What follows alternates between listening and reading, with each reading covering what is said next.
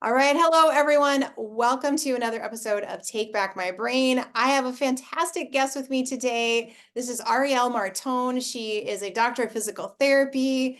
She is also a neuro-clinical specialist, yoga teacher. She's a pre and postnatal coach. And we're going to talk a lot about postpartum wellness today. I'm sure we'll get into some birthing stuff too, but this is going to be great. So all you mamas who have had babies, gonna have babies, want to have babies, whatever, this is definitely a conversation for you. And all those mamas out there who we've already done it will be like, man, I wish I would have known this information because it would have been made everything so much better. So, Arielle, welcome to Yeah, the podcast. thank you so much for having me, Lori. And yeah, for all those mamas who've already gone through it already, there's still some stuff in here for you because, I like to say, postpartum is way more than just 6 weeks. So if you're still feeling postpartum, you are. And if you are feeling postpartum, whether it's 6 months, 1 year, 2 or 3 years down the road, from when you had your baby, you are still postpartum. And so you are going to, hopefully gain a lot from what we talk about today because it's all still very applicable. Awesome. Awesome. And I think I said your name wrong. I asked you right before we got on, and it's not Yeah, Arielle, it's Arielle. it's Ariel. Yep. Arielle. So I'll go by anything though. So that's fine. sorry about that, Arielle. I'll get that now. So awesome. I would love to know, I mean, you're a doctor of physical therapy, you're a neurospecialist, yoga teacher. So most people, when they see things like that, they're like, oh, her birth had to be perfect. Oh yeah, I wish. Yeah. So I would love to hear your story. Like, how did you get into this and why are you so passionate about pre and postpartum health? Yeah, so it was my pregnancy and postpartum experience that really kind of flipped me um into postpartum wellness coaching and into pelvic PT because, as you said, I've been a physical therapist since 2009, and I fairly shortly after that got my neuro-clinical specialty training, and I did a lot of rehab work, loved it, a lot of, spinal cord, stroke, brain injury, and that was my trajectory for a long time Yeah. until my path into motherhood, and it was really the lack of support and the lack of information out there and the difficult time that I had postpartum that really made me want to transition from doing the neuro PT stuff, which Mhm. has a lot of implications Yeah. in postpartum care as well. Um, but that's really what made me kind of shift, and I wish that I had a beautiful, perfect birth story. With my son, my first, I did everything right. I did all of, the pelvic floor rehab beforehand. I did the perineal massage beforehand. I was very active. I ran up until 39 weeks. I Wow. was doing yoga, and also, like, specifically modifying things as needed to kind of position the baby in the correct way. All of that ended up having to be induced at 41 weeks because of low amniotic fluid, Wow. really long labor. Mm. Didn't go according to my plans at all, I wanted to have an unmedicated birth. After about a little over 24 hours, I caved and got the epidural Hmm. because at that point I needed to either eat or rest, and I was, sneaking in some pretzels, having sips of water here and there, but it was not doing it. So I did have the epidural. Was able to rest a little bit, um, pushed for about 3 hours, and then had to have a C-section. So Oh my goodness. Like, that's not a great birth story. it wasn't. I mean, it was fine because I feel lucky that, you hear terrible stories of, Yeah. how people felt, like, disempowered when they're in the hospital or they just don't really know, but, my work as a physical therapist, I feel comfortable in that setting. I feel comfortable in a hospital setting. I was very happy with my birth team. I love my OB. We actually did yoga teacher training together, so we're friends as well. So I trusted that she did have my best interest in heart. I didn't feel like my birth was kind of overrun by the hospital Sure. staff, which I Sure. know a lot of people Can do feel happen. like that. Yeah. Hmm. It can happen. But, with all that being said, it still was not was not what I Not had optimal. planned. Yeah. So what happened? Like, how was your recovery? I mean, there's got to be a lot that went on there. Yeah, so my recovery with my son was actually pretty good, Okay. but because I did spend time recovering. So I made sure that I was getting out of bed in the appropriate ways, like log rolling out of bed and bracing my incision when I was going from sit to stand, and if I had to cough or have a bowel movement, things that I knew from my training and my practice. Right. Um, that I really, that was a big gap. Like I wasn't met bedside by anybody from from the rehab team, no physical Mhm. therapy, occupational therapy. So for me, I was fortunate that I had the Well, knowledge of what yeah. to do and what the recovery process would entail. Right. But it was also very eye-opening that, okay, you're having a major abdominal surgery, one of the most common surgical procedures in the US, and it is one of the only surgical procedures that you're not getting met with afterwards by the rehab team to see, like, are you okay to get out of bed? Like, just basics, like, Mhm. do you have any questions? Like, here are all the things you're not supposed to do. You're not supposed to lift anything heavier than your baby, or you want to avoid twisting. And there was none of that, Wow. except for the no lifting anything heavier than your baby. But then you're left with a million questions. Okay, how am I gonna do all of the things I need I to need to do if I do. can't do this? Which a rehab person coming in would be so helpful to kind of walk you through how to do specific tasks when you have specific restrictions for a period of time. So yes, I was fortunate with my son. I got up out of bed right away, did some walking with the in the hospital, they have the little plastic bassinets on Yeah. wheels. That Mhm. was like my walker for the first 2 days.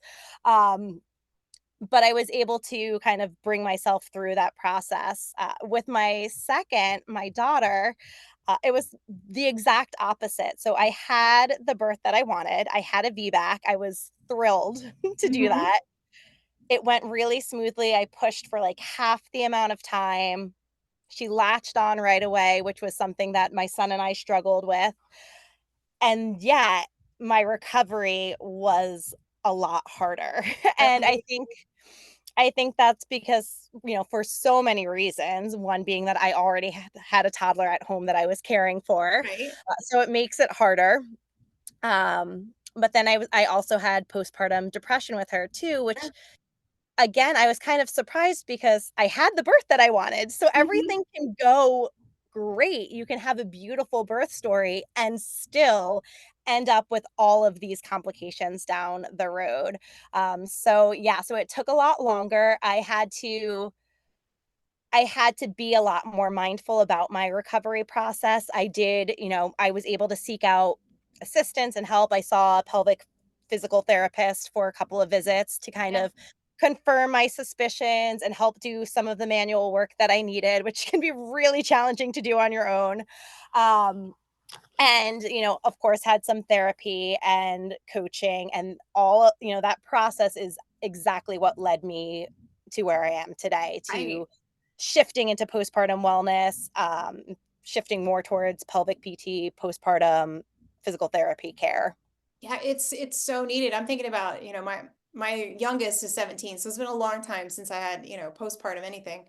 Um, but I remember, after each child, I was alone, Mhm, my husband went back to work and it was just me and the kids. And I remember my second one, I had a midwife. I delivered at the hospital, but I had a midwife and she was great. And she was, my mom was there and my mother-in-law was there, and she's going over things that I really shouldn't do.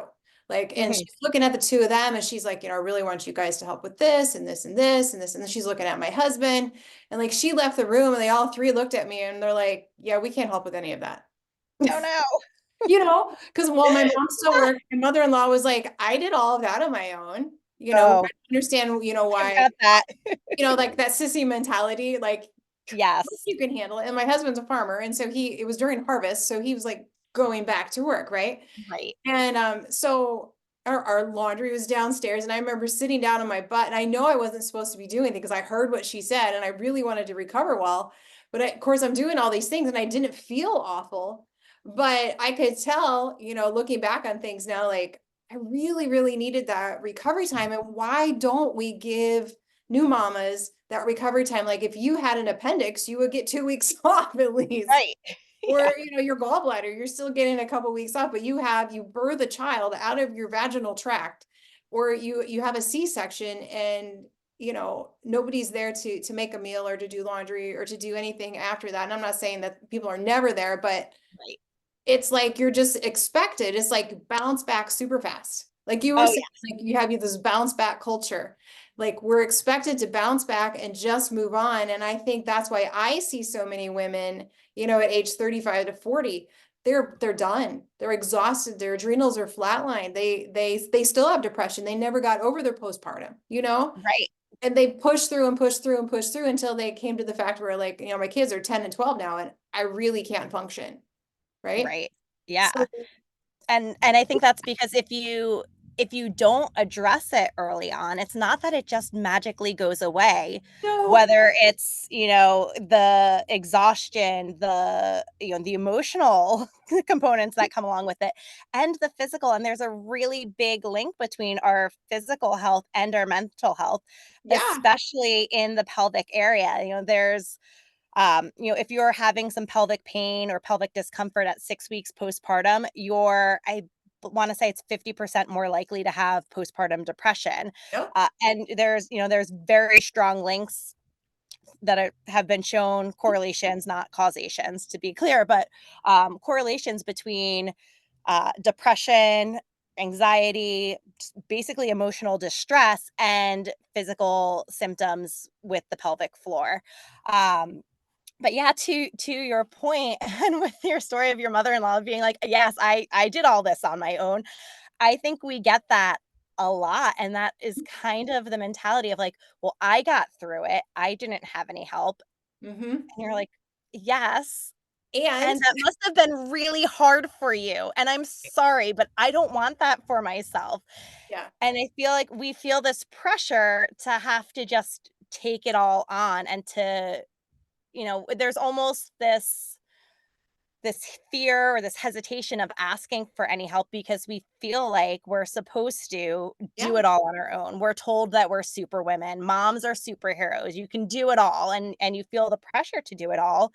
Um and yeah, and there's a lot of bounce back culture that isn't just body related, but it's also in our roles with our family, with, as you were mhm, saying, as you have subsequent kids, everything shifts again. It all rearranges. You're introducing a new human being into an already established, right, family center. Like, things are going to change, whether it's your relationship with your partner, whether it's shifting how you're interacting with any additional children. mm-hmm.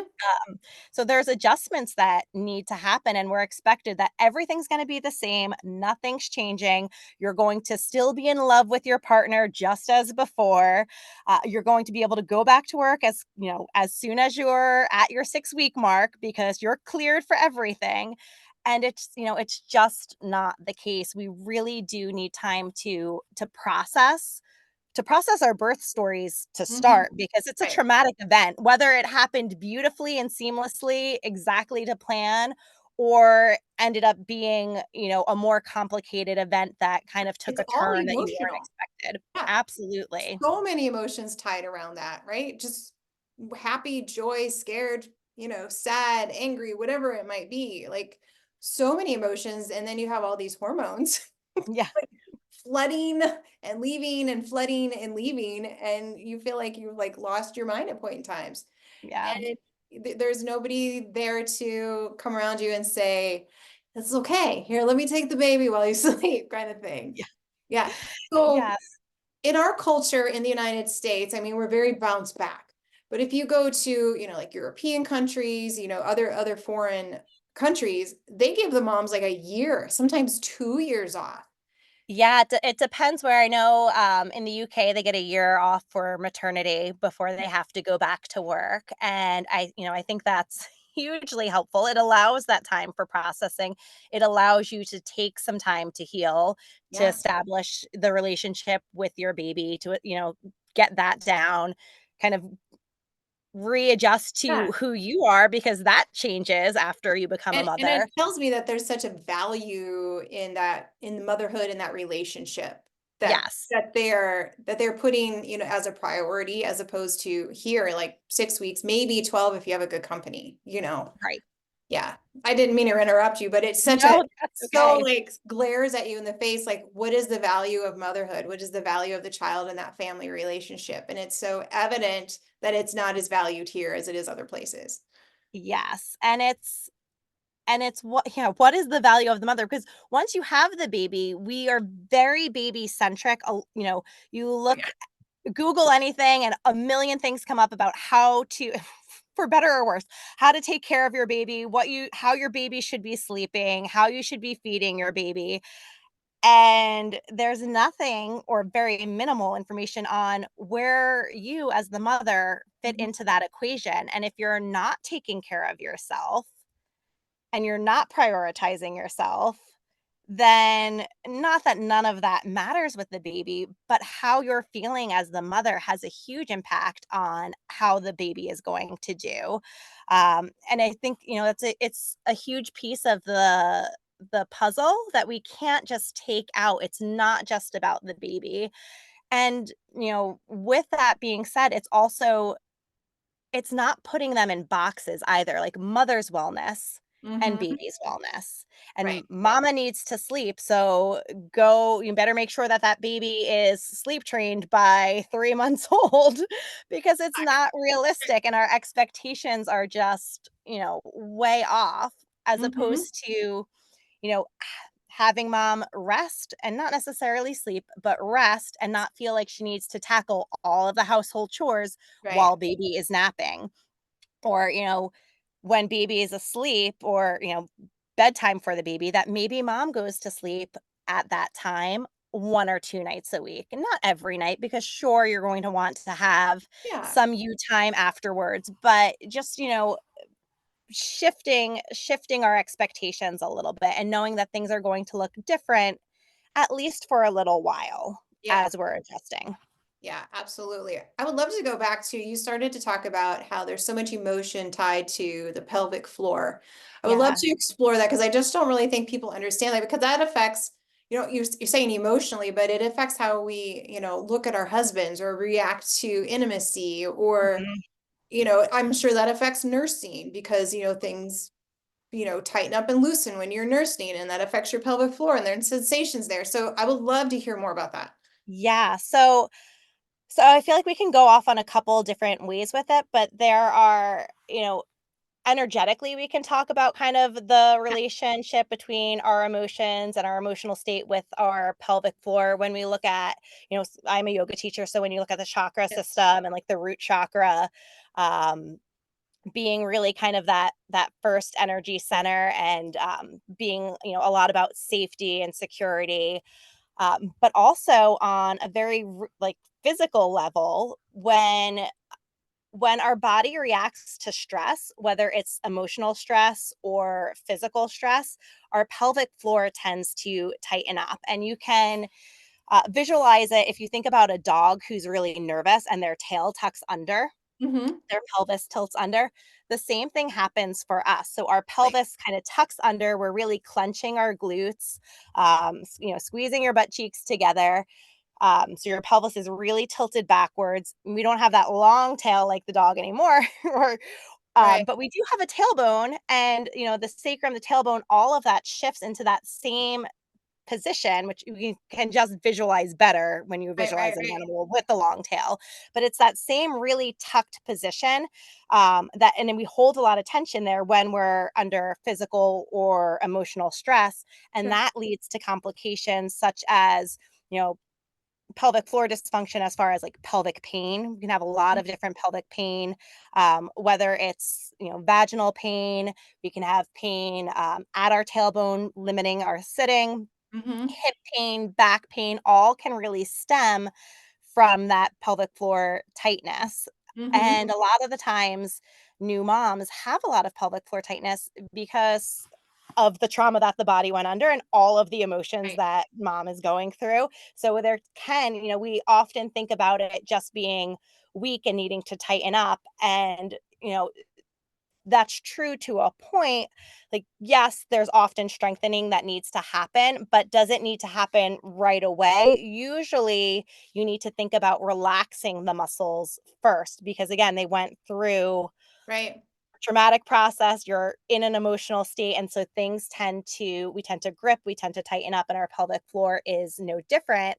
And if our muscles are really tight and kind of shortening up, then we're not able to strengthen them. You think Hmm. look at your bicep, if your arm is hand is towards Right. your shoulder, and yet that bicep muscle is already really short, you're not gonna be able to lift much as Yeah. far but if you're picking something up off the table, you can lift something a lot heavier. So it's the same concept with our pelvic floor.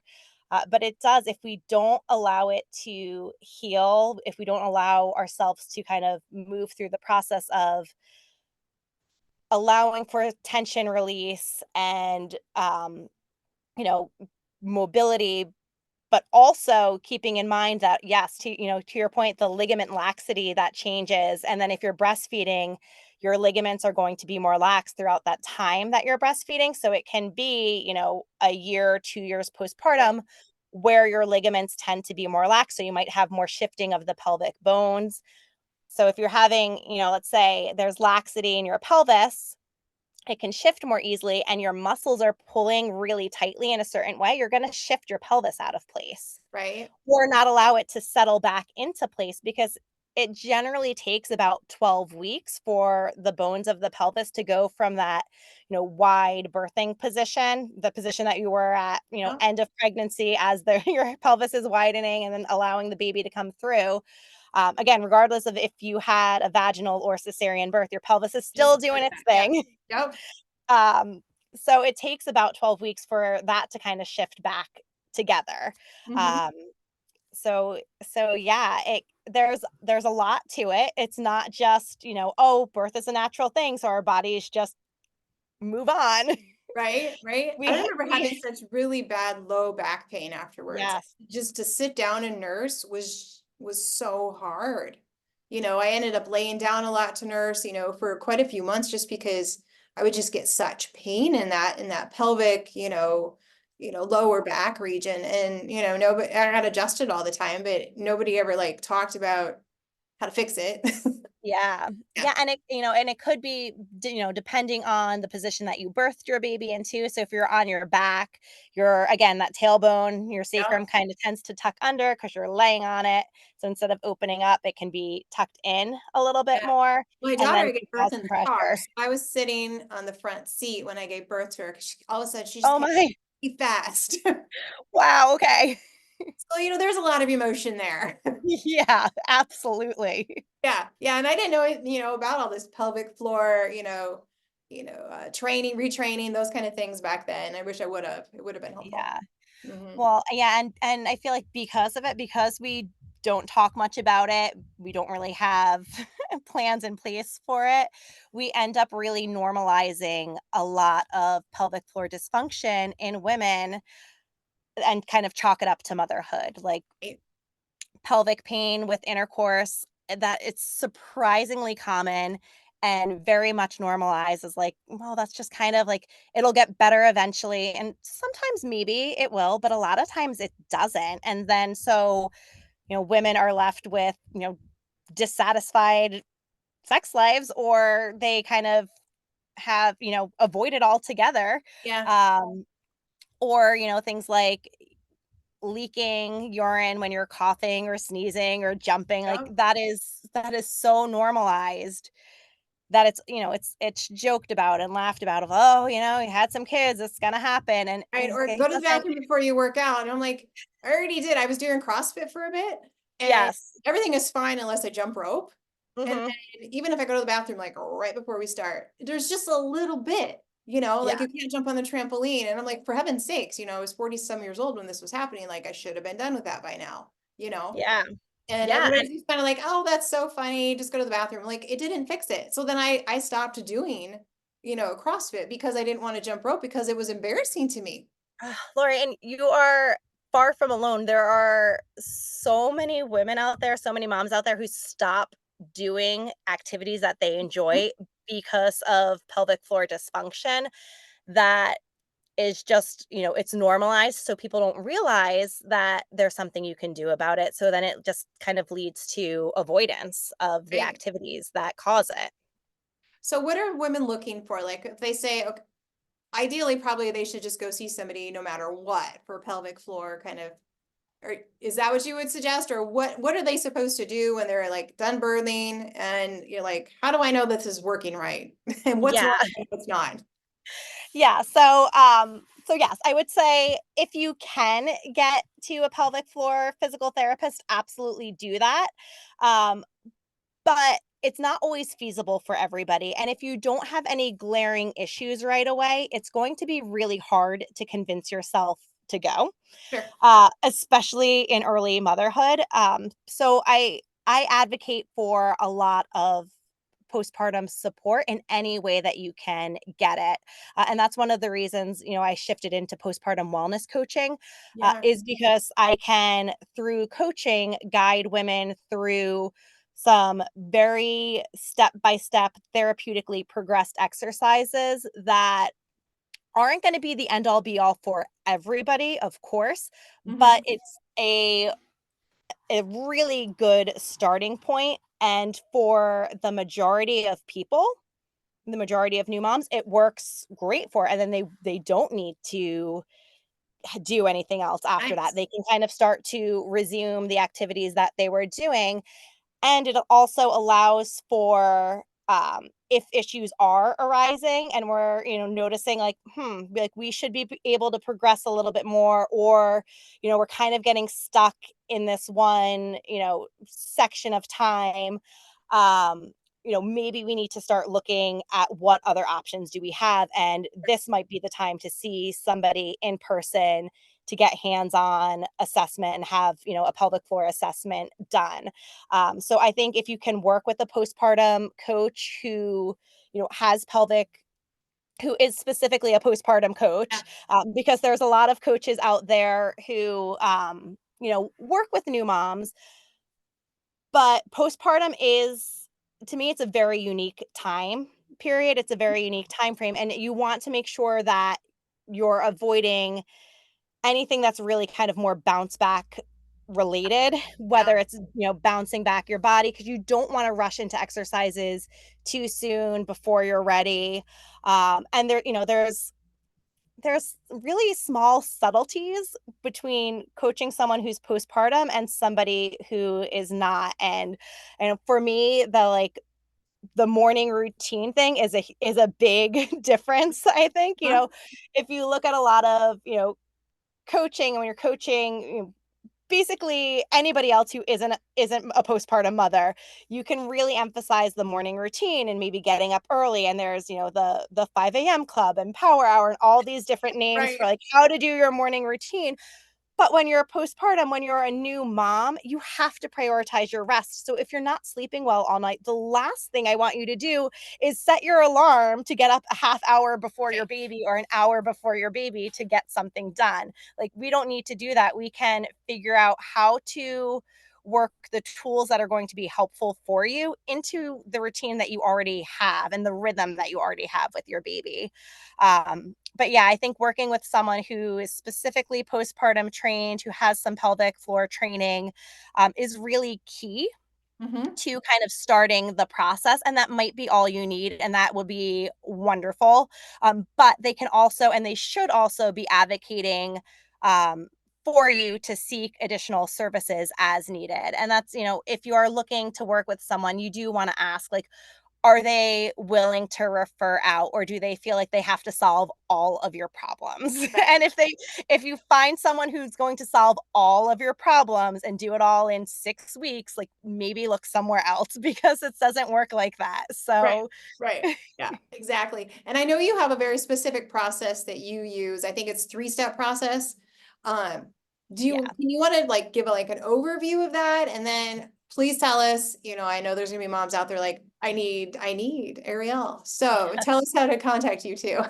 Yeah, so the three-step process that I use, it's identify, integrate, and ignite.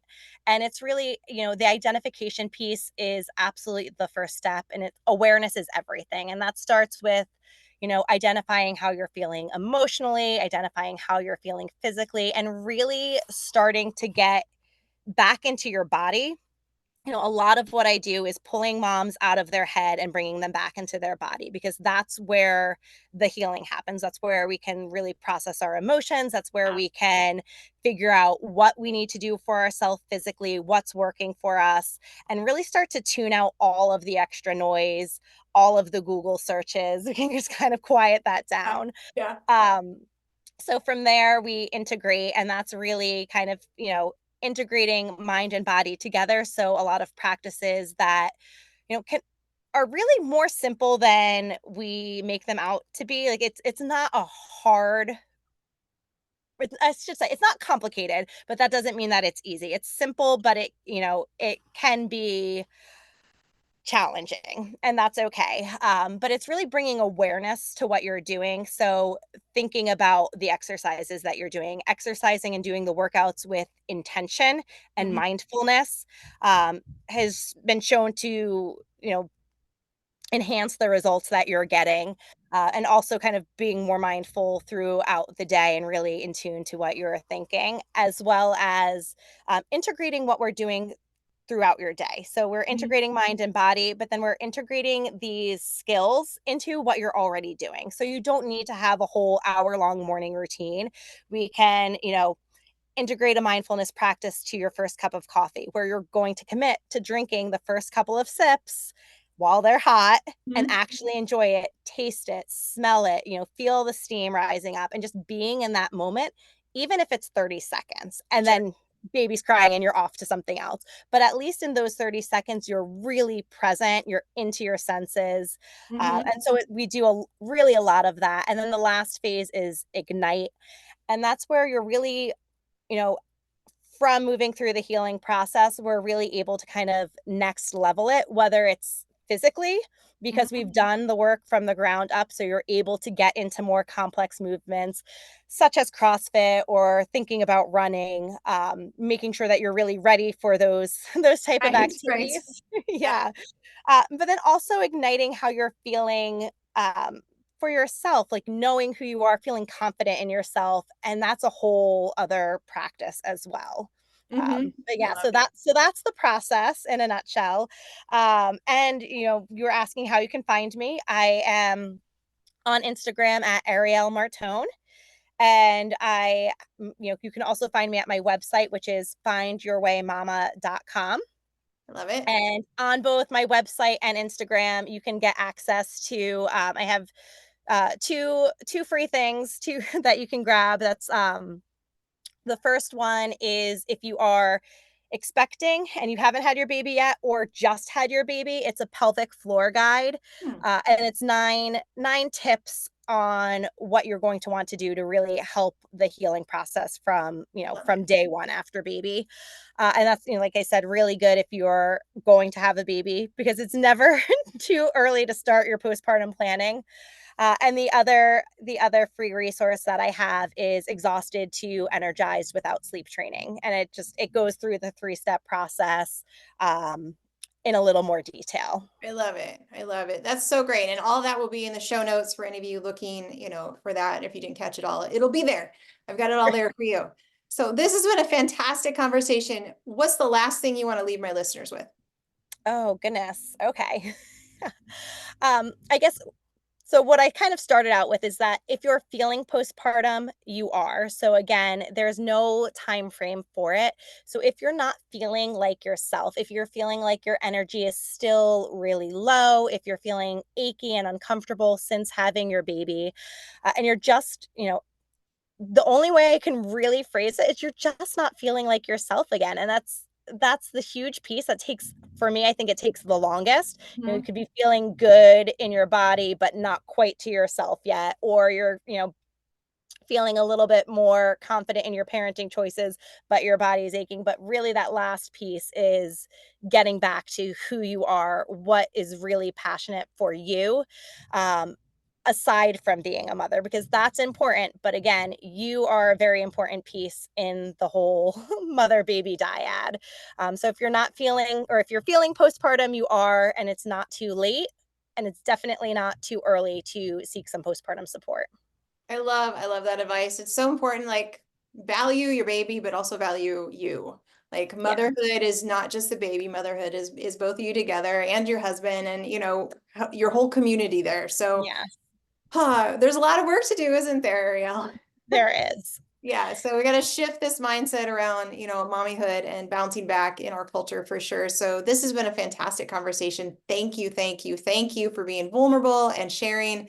And I encourage all you want to be mamas, soon to be mamas, whatever you want to be mamas out there to contact and connect with Arielle because this has been a great conversation, super helpful. So thank you very much. Oh, thank you. And thank you all of you for listening, and make sure you like, subscribe, share, depending on the platform you're on. Just share this with everybody because this information really needs to get out. So God bless all of you and have a beautiful day, and I will see you in the next episode.